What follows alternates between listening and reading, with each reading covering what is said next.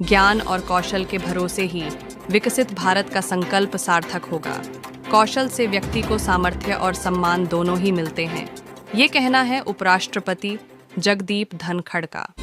वे आज जयपुर में apparel park RIICO औद्योगिक क्षेत्र में लघु उद्योग भारती की ओर से नवनिर्मित सोहन सिंह स्मृति कौशल विकास केंद्र के लोकार्पण समारोह को संबोधित कर रहे थे।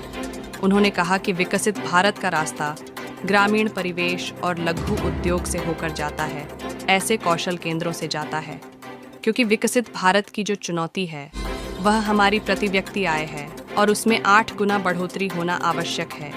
यह बात ठीक है, चाहे जल हो, चाहे थल हो, चाहे आकाश हो, चाहे अंतरिक्ष हो, भारत बड़ी छलांग लगा रहा है। संस्थागत ढांचा विश्व स्तरीय बन रहा है। पर इन सब के बाद भी एक चीज़ जो हमारे भीतर है, राष्ट्रवाद, राष्ट्र प्रेम। हम भारतीय हैं, भारतीयता हमारी पहचान है। राष्ट्रवाद से हम कभी समझौता नहीं कर सकते। यह राष्ट्रवाद में निहित है कि देश का हर व्यक्ति अपने आप को समृद्ध और सुखी पाए, और यह तभी संभव है जब हमारा सोच कुटीर और ग्रामीण उद्योगों पर जाए। धनखड़ ने कहा कि लंबे अंतराल के बाद एक नई राष्ट्रीय शिक्षा नीति को लागू किया गया।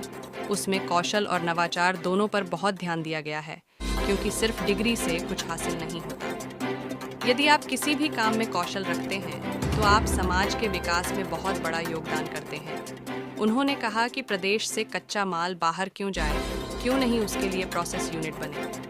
साथ ही जलवायु परिवर्तन और वोकल फॉर लोकल जैसे महत्वपूर्ण विषयों पर भी प्रकाश डाला।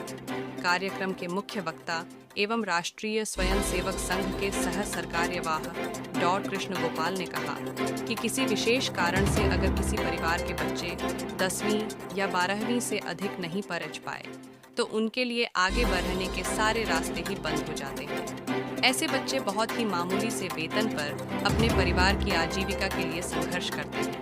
IIT और NIT से परे भी बहुत कुछ है जो हमारे युवा संसाधन के लिए संबल प्रदान करने वाला है।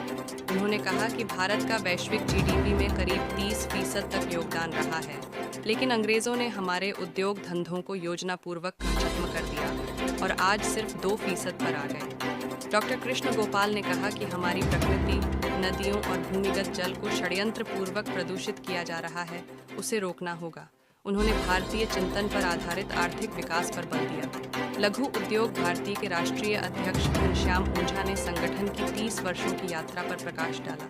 उन्होंने बताया कि यह कौशल केंद्र NSDC के सहयोग से युवाओं की आकांक्षाओं और उद्योग की मांगों के बीच दूरी को मिटाने के लिए तैयार है, जिससे राजस्थान के युवाओं को नवाचार, रोजगार और उद्यमिता के नेतृत्व में आत्मनिर्भरता की ओर अग्रसर किया जा सके।